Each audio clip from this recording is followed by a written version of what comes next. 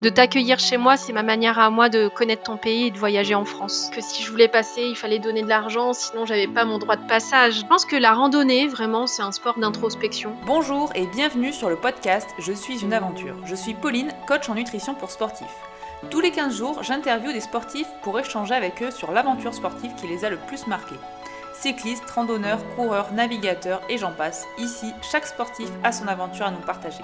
Pour ne louper aucune aventure, abonnez-vous au podcast sur votre plateforme d'écoute préférée. Vous pouvez aussi suivre l'actualité sur les réseaux sociaux, Instagram et Facebook, où je suis très active. Vous me retrouvez sous le nom de pauline.soreda. Je vous laisse les liens dans les notes de l'épisode. Pour cet nouvel épisode, j'ai invité Vanessa, connue sous le nom de Fille d'aventure sur Instagram. J'ai découvert Vanessa dans le magazine Vital. Pour ceux qui ne connaissent pas, c'est un magazine qui parle sport et santé. Elle y apparaissait dans les pages découvertes Instagram du mois. J'ai de suite accroché avec son profil et surtout, vous vous en doutez bien, par son nom, Fille d'aventure, qui colle à merveille avec le nom du podcast Je suis une aventure. Vanessa est une vraie aventurière, ancienne parisienne expatriée au Pays Basque depuis 4 ans. Elle vit entre mer et montagne pour son plus grand plaisir. Vanessa nous raconte dans cet épisode sa folle aventure qui a clos son tour du monde il y a quelques années avec le trek du Tour des Annapurna. Un voyage qui mêle rencontres, paysages et dénivelés. J'ai beaucoup aimé mon échange avec Vanessa qui m'a complètement plongée dans son aventure. Je ne vous en dis pas plus et vous laisse écouter mes échanges avec Vanessa. Bonjour Vanessa et bienvenue sur le podcast Je suis une aventure. Merci beaucoup d'avoir répondu à mon appel, j'espère que tu vas bien. Oui, très bien, bonjour. Alors dis-moi, est-ce que tu peux te présenter un petit peu pour toutes les personnes qui nous écoutent ? Bien sûr, alors donc moi je m'appelle Vanessa, j'ai 33 ans, sur les réseaux sociaux je suis connue sous le nom de Fille d'aventure. Je suis une passionnée, on va dire, de sport outdoor, de voyage, de nature, et puis de tout ce qui va avec, hein, la préservation de l'environnement, etc. Ce que j'aime en tout cas, plus que tout dans tout cet univers-là qui représente Fille d'aventure, c'est le fait de m'évader, d'apprendre, de découvrir et surtout de sortir régulièrement de ma zone de confort pour d'une part aller rencontrer les autres, mais aussi tant qu'à faire me rencontrer moi-même. Je pourrais ajouter peut-être dans ma présentation de dire que j'ai 33 ans et j'ai 33 pays entre guillemets à mon actif jusqu'à présent, Ah, dont joli. dont une bonne partie de la France, parce que souvent on part toujours à l'autre bout du monde, mais on découvre rarement ce qu'il y a à côté de chez soi. Donc je tiens à préciser quand même que je connais assez bien la France dans son ensemble et que finalement toute cette passion un peu de cet univers outdoor, voyage, sport, nature, etc. c'est quelque chose que j'ai découvert il y a quelques années. Alors je suis pas née avec dedans, même si j'ai quand même beaucoup voyagé en France en étant petite, etc. Mais c'est plus une passion qui m'est venue, on va dire, par la suite, notamment de par mon premier voyage scolaire, on va dire, je pense que tout le monde a eu un jour un voyage, une classe verte ou un voyage scolaire quelque part. Moi, c'était Barcelone, c'était pour ma Ah, ben moi seconde. c'était en Auvergne, tu vois. Ah oui. Alors du coup, moi je suis sortie de la France à ce moment-là, mais c'était la première fois. Et donc après, en fait, dans la continuité, j'ai continué à voyager un petit peu. Pour mes 20 ans, je suis partie à Londres. J'ai fait ensuite le Maroc un petit peu plus tard. Et ensuite, je me suis réellement testée en voyage sac à dos. Je crois que je devais avoir 24 ans, quelque chose comme ça. Et je suis partie à Cuba vraiment en mode inconnu. Oui, Et j'ai joli. Oui, c'est jeune quand même, 24 ans. Et toute seule, tu y es partie ? non, pas toute seule, avec mon conjoint de l'époque. Avec la personne avec qui je partageais ma vie à ce moment-là. Et en fait, on a fait le choix finalement après nos études de s'accorder une bonne année sabbatique, de pas commencer à travailler tout de suite et de partir faire notre tour du monde. Et ça a été la clé de finalement ce développement, cette ouverture au voyage, à la nature, au sport outdoor, tout ça. Ça a été l'élément déclencheur, on va dire. Et depuis, ça t'a pas quitté. Non.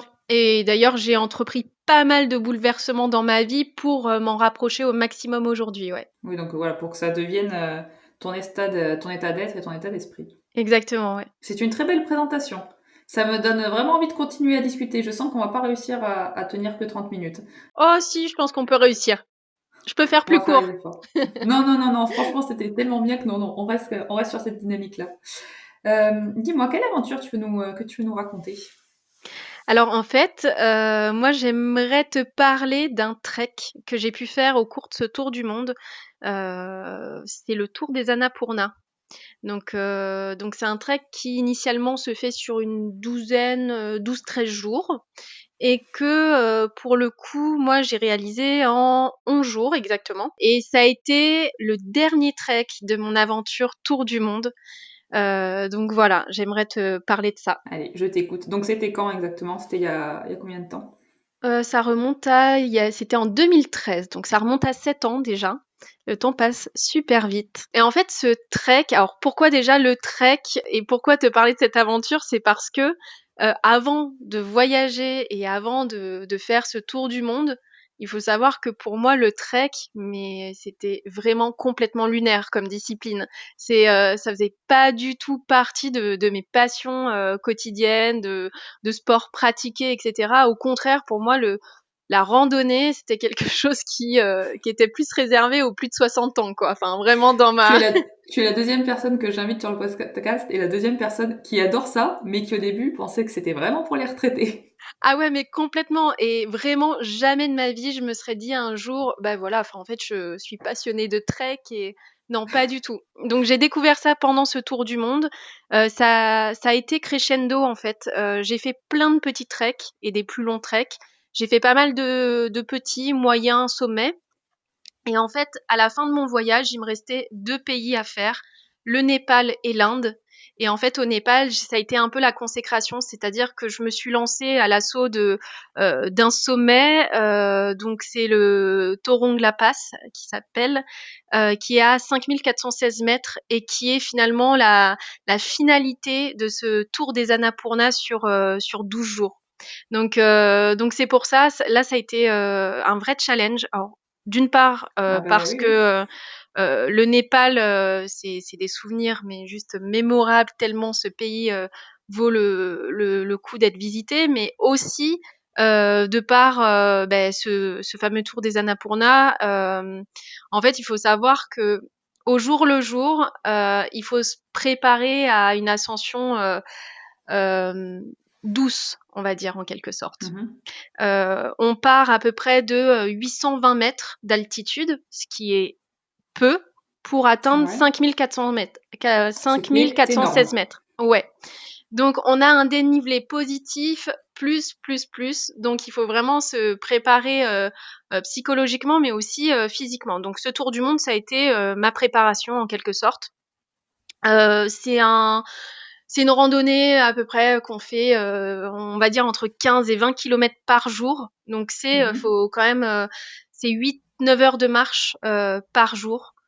Et pour ma part, en termes de dénivelé, j'essayais d'y aller doucement pour surtout m'acclimater à l'altitude. Parce que c'est quelque Ouais. chose qu'on prend pas suffisamment en considération. On se croit un peu surhumain de temps en temps à se dire ouais mais facile ça je vais le faire facilement etc. Ouais, puis ça nous ramène très très vite à la réalité, hein, en général. Ouais, on sent qu'à un moment donné le souffle et le physique ne suit pas toujours en fait, que tout ça, c'est voilà, ça suit pas toujours. Donc voilà, c'était l'altitude surtout qu'il fallait prendre en compte. Et moi, sur les débuts, je partais sur vraiment maximum 600 mètres de dénivelé par jour. Donc j'ai tracé mon D'accord. itinéraire comme ça. Ok. Donc voilà. Donc je suis partie de ma petite ville. La ville en question s'appelle Pokhara.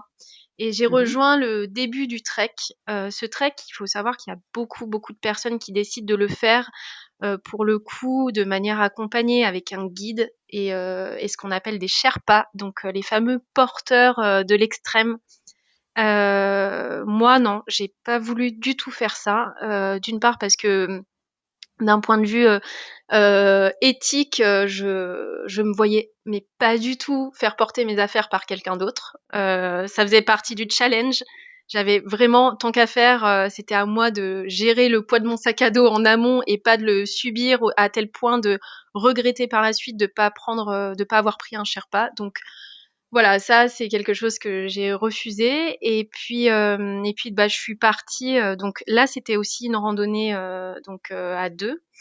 Je suis partie entamer le début de la rando. avec un itinéraire entre guillemets tracé à l'avance mais pas respecté parce que tout était C'est jamais finalement comme ça.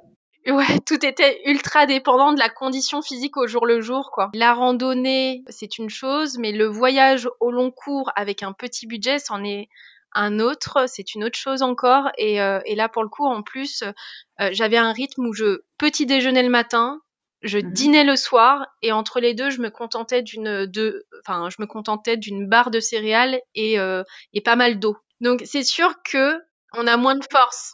Et là, tu as réussi à tenir comme ça 11 jours. Ouais, mais bon, c'est ce que je disais, j'étais quand même bien préparée. Ça faisait 1 an que je tenais comme ça. C'était un rythme de voyage. En fait, je déjeunais le matin, je mangeais le soir, mais j'économisais le repas du midi. Mais c'est sûr que face à l'effort, c'est autre chose, vraiment. Ben, c'est ça, tu récupères pas pareil, tu peux pas donner autant que quelqu'un effectivement qui se ravitaille plus régulièrement et en plus grosse quantité. Donc ouais, c'est Ouais, un challenge ça aussi. ouais, c'est un vrai challenge. En fait, je pense que avant d'entamer ce tour des Annapurna, j'ai appris de mes erreurs de voyage en quelque sorte. Je pense que là, ça a été finalement le trek le plus long que j'ai fait, mais surtout le mieux préparé. J'ai appris de mes erreurs de d'autres treks auparavant, c'est-à-dire de pas charger trop son sac à dos, savoir s'accorder des pauses aussi et de pas vouloir marcher à tout prix des heures et des heures si le corps ne suit plus, de savoir s'arrêter à temps, de prendre suffisamment d'eau, de boire suffisamment et de pas attendre d'avoir soif pour finalement boire. T'avais une réelle préparation en fait pour ce trek-là. T'avais vraiment eu le temps d'anticiper pas mal de choses. Ouais, sans savoir que j'allais faire ce tour des Annapurna, surtout, ça, c'était pas du tout au programme de mon voyage à la base. Enfin, non, je voulais visiter le Népal au début de mon tour du monde, mais jamais j'aurais pu imaginer faire un tour des Annapurna avec ce sommet-là. Donc, et puis savoir s'acclimater à l'altitude. Ça, je le redis, mais ça a été, cette préparation et ça a été vraiment crucial pour m'aider à aller jusqu'au bout. Et question toute bête, il fait quoi comme météo là-bas? Parce que je n'en ai absolument aucune idée. C'est Ouais, quoi? C'est un temps sec, chaud, froid? mais ça dépend. Franchement, Et sur tes 11 jours, t'as eu quoi? j'ai eu un peu de tout en fait sur ces 11 jours. Il y a eu du soleil. Il y a des jours où il faisait plus de 30 degrés et les derniers jours, on était en température complètement négative. Et il Oh faisait là là. très très très froid. Ouais. Rien que Donc pour optimiser le sac à dos, là aussi, c'est pas facile. Je sais pas combien de kilos faisait ton sac, je mais il pense faut qu'il penser à tout. faisait une dizaine de kilos, mais pour être tout à fait honnête avec toi, j'avais très peu de vêtements. Oui, bah, je me doute. Je De toute façon, c'est le strict minimum en général. Ouais, j'avais vraiment, je pense, 2 changes et j'avais laissé plus de place à un bonnet, à un manteau, Mhm. à des paires de chaussettes de rechange pour les pieds parce que les pieds prennent cher quand même. Donc pour qu'ils puissent toujours être au maximum au sec. Et en fait, sur le trajet, dès que je trouvais un petit ruisseau ou quoi que ce soit, je lavais une culotte ou deux et je la faisais sécher sur mon sac à dos sur le temps de la C'est rando, quoi. l'aventure, quoi. Mais c'est ça. C'est comme ça qu'il Ouais. faut vivre l'aventure. Mais il y avait peu de place en fait aux produits d'hygiène ou quoi que ce soit dans le sac à dos, hein. C'était plus de place à l'eau, aux barres de céréales et le Mm. reste c'était vraiment secondaire. Et par contre, vous dormiez comment? C'était vous faisiez des étapes dans des gîtes? Vous dormiez en Ou- tente? Ça se passait comment? Ouais, c'est ça. En fait, on dormait en auberge, donc ouais, des petites auberges qu'on trouve. En fait, le Tour des Annapurna, c'est très très bien pour ça. C'est que on passe par plein de petits villages ultra accueillants, retirés dans les montagnes, et il y a toujours de la place chez l'habitant, et il y a en plus des petites auberges. Franchement, pour te donner une idée et vraiment pour dire à quel point c'est économique et que parfois ça ne vaut vraiment pas la peine de prendre la toile de tente si ce n'est pour le plaisir d'être vraiment au cœur de la nature. Mais une nuit chez l'habitant, je payais ça 1,50 € en fait pour deux Ah oui, personnes. effectivement, oui. Oui, c'est mieux. Ouais, C'est mieux ouais, que de ouais. prendre le poids de la tente. Donc c'est ça. Donc tant qu'à faire, là, on se dit qu'on est capable d'économiser un poids de tente et que c'est pas plus mal comme ça. Non, et puis je pense que de dormir chez l'habitant, c'est super riche aussi comme aventure. C'est très riche. En fait, c'est en ça que je te dis que cette aventure-là, ce tour des Annapurna, elle m'a marquée d'un point de vue sportif, mais d'un point de vue aussi culturel et rencontre, parce que dormir chez l'habitant, c'est aussi se confronter à des personnes et à une langue qu'on ne sait pas parler, à tenter de se faire comprendre et de comprendre. Et puis finalement, en fait, tout se fait ultra naturellement. On tente des gestes, 2-3 mots d'anglais. Et puis, non, franchement, j'ai rencontré des personnes formidables qui nous ont parfois accueillis pour rien du tout, qui nous ont offert même le repas du soir, etc. Juste pour le plaisir de rencontrer des personnes étrangères. Et en fait, le retour que j'ai eu, et ça a été assez magique, c'est que j'ai une petite dame sur ce circuit qui m'a dit: moi, je n'ai pas la chance de voyager, je n'ai pas les moyens de voyager, et finalement de t'accueillir chez moi, c'est ma manière à moi de connaître ton pays et de voyager en France. Donc C'est ça, magnifique. ouais, c'était vraiment fort. Donc c'est riche de rencontres, Ouais, c'est ça. Je pense que, enfin, t'as l'effort, t'as ce que tu as vu effectivement, mais je crois que les rencontres qui peuvent se faire, ça marque. Ben Forcément, en ça marque fait, surtout des choses comme ça. tu sais, les rencontres, finalement, c'est ton réconfort, quoi. Tu passes ta journée Mm, à marcher et t'arrives le soir, tu sais pas encore qui est-ce que tu vas rencontrer, mais tu sais que quoi qu'il arrive, ça va bien se passer parce que les gens sont vraiment pleins de bienveillance. c'est ça. C'est un peuple vraiment que j'ai adoré et que j'adore toujours et que je me suis toujours dit si je peux retourner au Népal un jour, je le ferai, mais 1000 fois, quoi. Tu es jamais revenu depuis, ouais. Non, jamais, non. Non, j'ai pas eu l'occasion. Et donc sur ces 11 jours, comment ça s'est un petit peu déroulé? Il y a eu beaucoup de choses qui n'étaient pas anticipées, qui se sont passées ou Ouais, ouais, il y a eu pas mal. Pas mal de choses. Bah déjà, il y a eu ce début de trek, le lancement, première étape, 13 petits kilomètres, le début des rencontres, se retrouver dans une auberge avec une dame qui nous offre le gîte et le couvert complètement là. Donc c'était le début un peu de la magie. Le début aussi pour les pieds quoi. C'est enfin 13 petits kilomètres, mais au final les pieds ont commencé à prendre un peu cher. Parce que les sentiers, c'est des sentiers qui sont balisés en tant que tels, quoi. Hein. C'est un peu, enfin, on marche sur du sol instable, donc c'est compliqué, quoi. Et donc là, j'ai rencontré pas mal de d'aventures et de mésaventures en ces débuts de trek, obligée de les pansements dans tous les sens, et puis les premières rencontres un peu surprenantes. Je me souviens être bloquée au milieu d'un chemin par 4-5 enfants, accrochés les uns aux autres et refusant de me laisser passer. Et en fait, je me suis rendu compte en fait que là, c'était le début de mais en fait, c'était de la mendicité, quoi. On me disait que si je voulais passer, il fallait donner de l'argent, sinon j'avais pas mon droit de passage. Donc, en fait, c'est très compliqué. C'est très compliqué à gérer entre se ouais, ce dire, que j'allais dire, enfin, ça doit être particulier ben, comme moment à vivre. en fait, face à ça, tu te dis quoi? Tu te dis, est-ce que tu donnes réellement de l'argent, mais est-ce que c'est aider que de donner de l'argent? Parce que avant moi, je pense qu'il y a plus d'une personne qui doit le faire pour pas être embêtée. Mm. Enfin, moi vraiment, dans ces voyages en général, ma solution c'est pas de donner à tout prix de l'argent, pas que voilà je puisse pas en donner, c'est simplement que je suis pas certaine à chaque fois que ça aide nécessairement. Et là, disons que j'ai considéré que c'était pas possible en fait. Je me suis dit c'est le Mm. début de la fin en fait. Si tout au long de mon trek il y a des droits de passage partout et Oui, non, que c'est je sûr. pas donc bon, j'ai fini par réussir à passer. J'ai appris de ça par rapport aux rencontres qui ont suivi pour vraiment aussi déceler les rencontres intéressées et non intéressées. Donc voilà. Et puis bah le trek s'est passé petit à petit, progressivement. Je suis montée en altitude, une altitude que j'ai bien gérée. Donc ça a été très progressif, hein, mais je pense que bah, au bout de 6 jours, j'avais atteint à peu près 3500 mètres d'altitude en partant de 820 mètres. Oui, donc Ouais, ça va, ça s'est bien géré. Moi qui suis pour le coup passionnée d'environnement, de nature, j'ai été plus que servie. Et puis, enfin, en fait, cette immensité, quoi. Il y avait personne.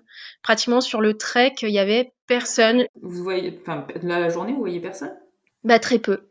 Très très peu en fait, et puis c'est surtout qu'on avait pris un rythme finalement à se lever très tôt le matin et à se dire voilà, nous on part à la première heure, on mettait le réveil à 6 heures et on préférait marcher aussi entre guillemets à la fraîche sur les débuts du trek quand il faisait 30 degrés la journée parce que c'était plus, c'était gérable au moins par rapport à la chaleur.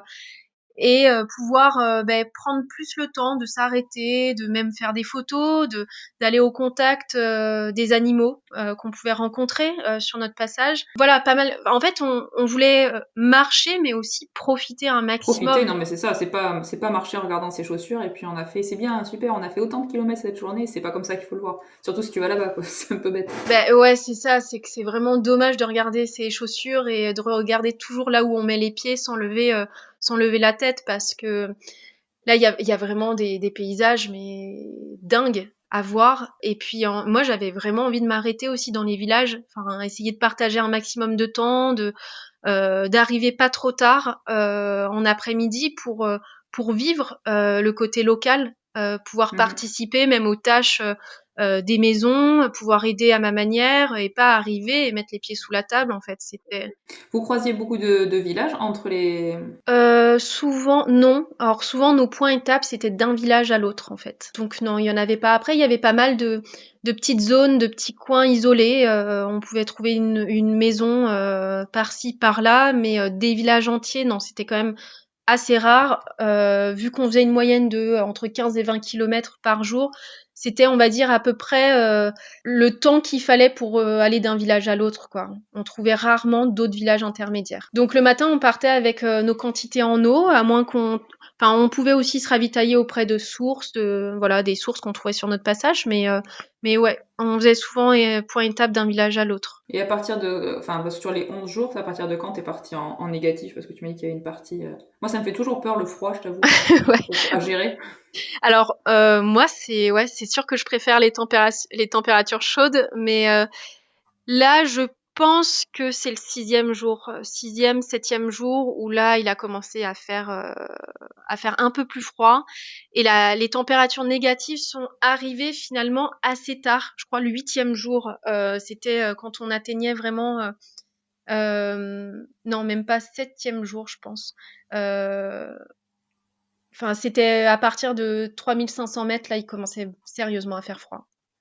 Et après, ça a été l'avant-dernier jour avant, pour le coup, l'ascension, où là, mais je n'ai pas dormi de la nuit, mais pas du tout, Ah tellement oui. il faisait trop froid, quoi. Et même chez l'habitant, il faisait quand même très très froid, c'est que les personnes supportaient ça, ils étaient habitués. Ils sont habitués, hein. Franchement, je pense que ils ont une résistance, mais fois 1000 par rapport à nous, quoi. Enfin, vraiment, ils vivent, c'est pas chauffé, hein. Il y a pas de chauffage, donc ça va être vraiment du chauffage cheminée bois seulement. Mhm. Et puis encore, la cheminée, elle tourne pas toute la nuit, donc à un moment donné, ça s'éteint et puis ils vivent comme ça. Mais ouais, donc ça a été température négative et puis non, en fait, j'ai envie de dire que chaque jour se ressemblait et en même temps chaque jour était différent. Enfin, en quelque C'est ce que sorte, j'allais c'est que dire. Mine de rien, tu as dû voir à chaque fois des paysages différents, des personnes différentes forcément, mais même des animaux différents, parce que de passer de 30 degrés en négatif, tu peux pas voir les mêmes choses tous les jours. C'est pas ah non, possible. non, c'est sûr, ouais, c'est sûr, et c'est pas la même chose. Et puis en termes de rencontres, de marches, etc. Enfin, c'est tellement diversifié que finalement on passe de longues étendues vertes au début à des sommets enneigés à la fin, hein. Donc on marche sur de la terre sèche au début et on finit les pieds dans la neige. Donc il y a vraiment une vraie diversité. J'ai un petit souvenir là comme ça qui me vient de... Je pense que c'était à mi-parcours. Pour le coup, on avait décidé de s'accorder une journée off, de se dire ok, aujourd'hui on reste dans un village, on ne bouge pas et on se repose parce que bah oui, il faut parfois mettre le corps au repos. Et puis moi, enfin pour te dire, mes pieds étaient couverts d'ampoules. Ça c'est un truc, même si j'adore la rando et le trek, que je gère assez mal, même encore aujourd'hui, c'est que je peux faire des ampoules, mais même avec une petite randonnée de 2 heures, quoi. Ah oui, c'est les pieds qui sont fragiles de Ouais, base, quoi. j'ai les pieds quand même assez fragiles. Donc là, bon, c'était vraiment ok. On met le corps au repos et on s'arrête une journée. Bon, on n'a pas réussi en fin de compte. Là, C'est vrai? ouais, c'est bizarre parce que quand on tient un rythme, une journée off finalement, c'est trop long, c'est compliqué, même si on fait des choses, on s'intéresse à ce qui se passe autour, mais il faut de l'action en fait. Et puis moi, enfin de toute façon, je suis quand même, je suis une fille Oui, d'action. non, c'est J'ai ce que j'allais dire, besoin c'est de ton mouvement. tempérament. Ouais, j'ai besoin Mhm. de mouvement. Et donc là, on se renseigne un peu et en fait, on se rend compte qu'il y a une rando à faire sur la journée au départ du village duquel on est, qui s'appelle Manang. Il y a une rando pour aller voir le fameux Ice Lake. Donc, ok, super, ouais, moi trop motivée, on va voir un lac glacé, on n'avait pas encore vu ça jusqu'à présent. Donc là, il faut savoir quand même que on se prend 1000 mètres de dénivelé dans la vue pour faire cette randonnée sur une journée, enfin en dénivelé positif. Donc c'est pas la petite Mhm. randonnée, c'était quand même assez costaud. Et puis pour au final arriver à cette Ice Lake où le lac, bah il y a pas d'eau et il est pas gelé du tout. Du coup, il y Oh. a rien du tout. Donc bon, grosse déception, mais en soi, c'était quand même cool de prendre de la Oui, vous hauteur pour avez. aller voir Mhm. autre chose, quoi. Mais voilà, bah, c'était pas de tout repos cette journée, mais voilà, ça fait partie des petites anecdotes comme un peu plus loin sur la rando, le fait de pouvoir choisir entre deux itinéraires. On est arrivé à une fourche où entre guillemets on avait le choix entre suivre un itinéraire avec moins de dénivelé Mhm. pour aller vers un village qui s'appelle alors comment il s'appelle ce village, je me souviens plus. Lower Pisang, il me semble. Oui, c'est ça. C'était soit aller vers Lower Pisang ou vers Upper Pisang. Et donc Upper, forcément, c'était un peu plus haut. Mhm. Bon, bah franchement, Upper Pisang quoi. Hein, tant qu'à faire, autant être là pour Hein, quelque chose. voilà, c'est ce que Voilà. j'allais dire. Enfin, autant se remettre quelques mètres de dénivelé dans la vue et puis pouvoir aller voir ce qui se passe là-haut. Et en fait, la récompense, ça a été là, mais c'est incroyable, c'est d'arriver sur un monastère perché au milieu de nulle part, avec un accueil, mais juste grandiose. Euh, Franchement, on se contente de pas grand-chose. Hein. Quand on marche des journées entières, je vais te dire que les lentilles ont une saveur vraiment particulière, que ta barre de céréales a une saveur particulière, et que ce fameux thé au citron offert gratuitement par ce monastère, mais alors Était là, délicieux. mais délicieux, mais la plus belle récompense, quoi. Je pense l'une des plus belles récompenses de ce trek avec quand même ce sommet au bout du compte. Mais voilà, et puis de rentrer dans le monastère, une fois de plus, aller à la rencontre de ces gens. Vraiment, ce qu'il faut voir dans ce Tour des Annapurna, c'est que c'est une rencontre sportive avec soi-même, ça c'est sûr, mais c'est aussi une rencontre culturelle avec tout l'environnement, la population, la culture, tous ces villages en fait de montagne. Moi, ce que je trouve magnifique, c'est de se dire que c'était pas l'année dernière que tu y allais, c'était même pas il y a 2 ans. Ça remonte à maintenant, on a plusieurs années et t'en parles comme si c'était hier. Enfin, moi, je t'écoute depuis tout à l'heure, je t'avoue, hein, c'est merveilleux. J'ai envie de partir. Quand on pourra revoyager un peu, et je l'espère à un moment donné, tout en faisant attention à notre planète, je pense que tu peux rajouter, si tu ne l'as pas encore fait, cette destination à ta to-do list de ce qui te reste à faire Ah, mais d'ici t'en à parles, quelques années. c'est impressionnant. Mais on sent dans ta voix que c'est quelque chose qui t'a marqué. Que vraiment, ouais, il y a une belle aventure là-bas. Ça Ben, se ressent. tu sais, ça m'a marqué sur plusieurs points. C'est que, je le disais en début, moi, ce voyage, il m'a fait me rencontrer. Et j'ai fait beaucoup de sports. J'ai fait plein de sports différents qui n'ont rien à voir avec le trek. J'ai fait beaucoup d'équitation, j'ai fait de la danse, j'ai fait du foot. Enfin, vraiment, j'ai fait des sports divers et variés comme ça. La randonnée, c'est quelque chose que je n'avais jamais fait de ma vie, comme je te l'ai expliqué. Et Mhm. finalement, c'est le sport qui m'a aidé le plus à me rencontrer, à me pousser dans mes retranchements et puis à me rendre fière de moi, à me rendre compte que je suis capable de faire un col à 5416 mètres en partant de 800 mètres. Tu vois, vraiment, quand je dis que je me suis rencontrée, je me suis découverte en fait. Je ne pensais pas être capable de faire tout ce que j'ai pu faire et ce que je peux encore faire aujourd'hui. Non, mais c'est l'un des sports, je crois, qui nous apprend le plus sur nous-mêmes. J'ai fait beaucoup de sports et j'en fais toujours beaucoup, de plein de choses différentes. Et la marche, pour en pratiquer, même pour te dire à petite échelle tous les matins, tu vois, tous les matins je vais marcher, ben, c'est un truc, ça te recentre sur toi-même, et je peux Ouais. pas l'expliquer, mais ça te permet de faire le point sur toi et je sais pas, c'est particulier. C'est pas un effort qui est forcément avec une montée d'adrénaline comme on peut avoir dans pas mal de sports. Là, c'est autre chose. Et c'est pas réservé qu'aux personnes âgées. C'est un sport, ouais, c'est ça. Non, et puis, enfin, je pense qu'en plus, il y a des itinéraires selon l'état physique de certaines personnes qui sont quand même, faut vraiment sacrément être en forme pour faire certaines randonnées. Mais je pense que la randonnée, vraiment, c'est un sport d'introspection. Ouais, on en apprend beaucoup sur nous-mêmes. Et moi, c'est un sport qui m'a donné confiance en moi. Et j'avais des difficultés à avoir confiance en moi peut-être auparavant. Et c'est un sport où je sais que quand je chausse mes chaussures, je sais que je vais y arriver. Je Mm. sais que quoi qu'il arrive, je me donnerai les moyens d'atteindre, mais je pense tous les sommets du monde, mais vraiment. Surtout quand on sait ce qui nous attend là-haut et ce qu'on peut voir, je pense que rien que pour ça, Mais c'est ça ça, c'est mérite. que en fait, c'est la récompense. Et puis pendant ce trek, j'ai rencontré d'autres personnes aussi. Et finalement, tout au long de cette randonnée, je me suis dit, mais ok, en fait, maintenant, on va penser équipe.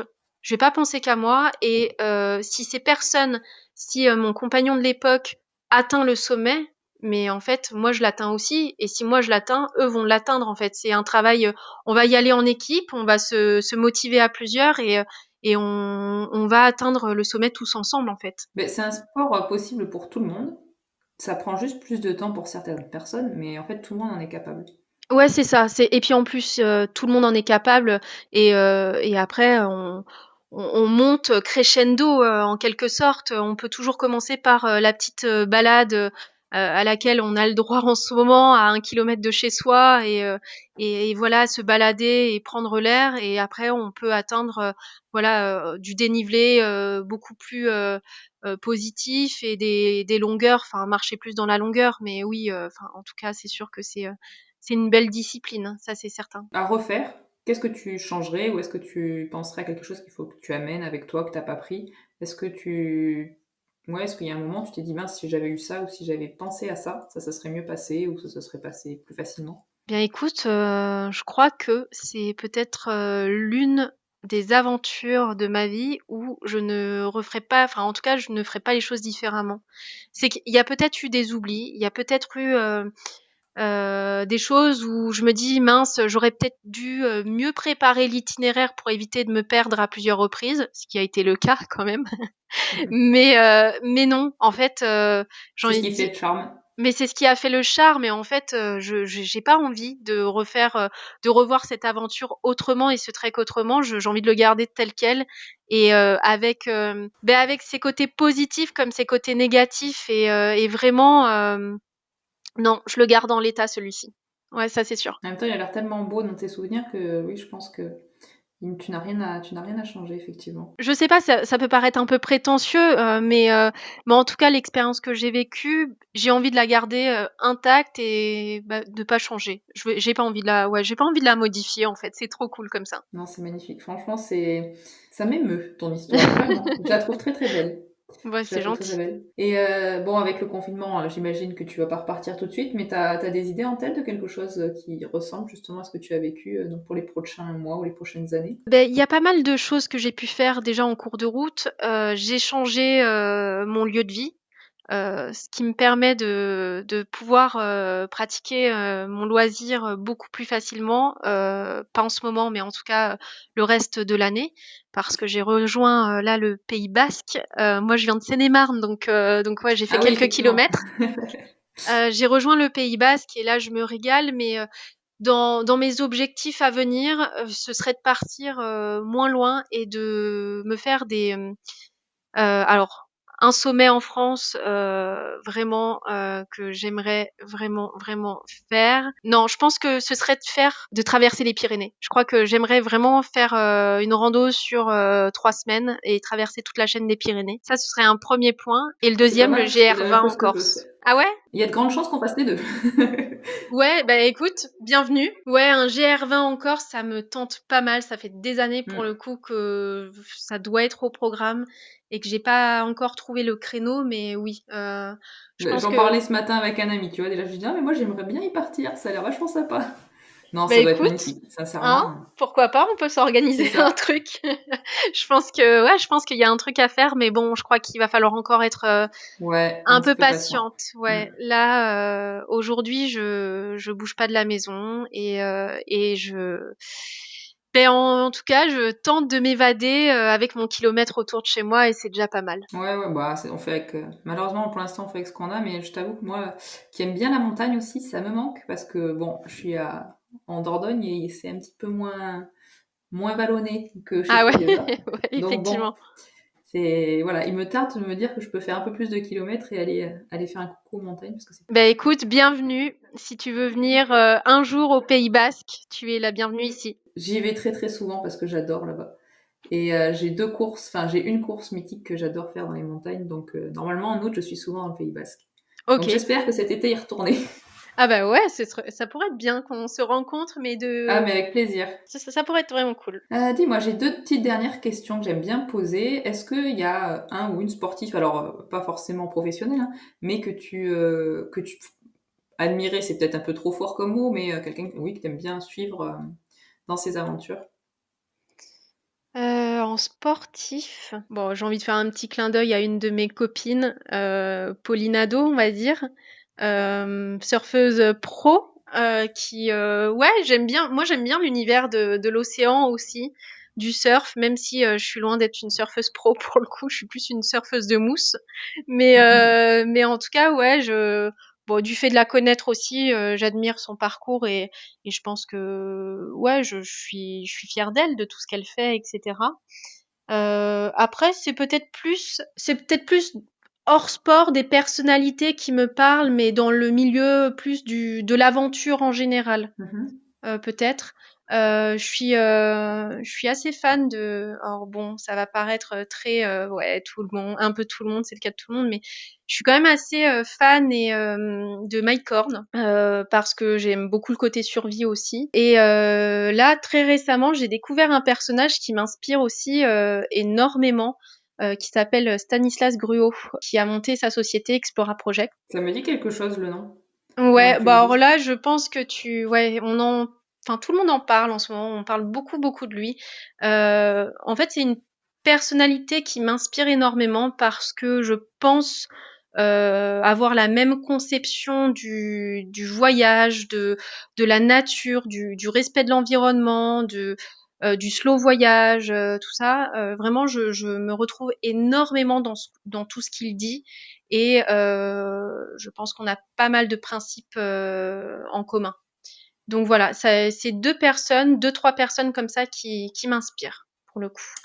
Et est-ce que tu aurais un ou une aventurière, alors du coup pas sportif, mais je vais remplacer par aventurière, tu as raison, que tu aimerais écouter ben, justement l'aventure sur le podcast? Aventurière. Alors là, je réfléchis. Alors, ouais, peut-être. Éléonore. Elle s'appelle Éléonore Luna. C'est une fille que j'ai appris à connaître il y a quelques années dans le cadre d'une émission.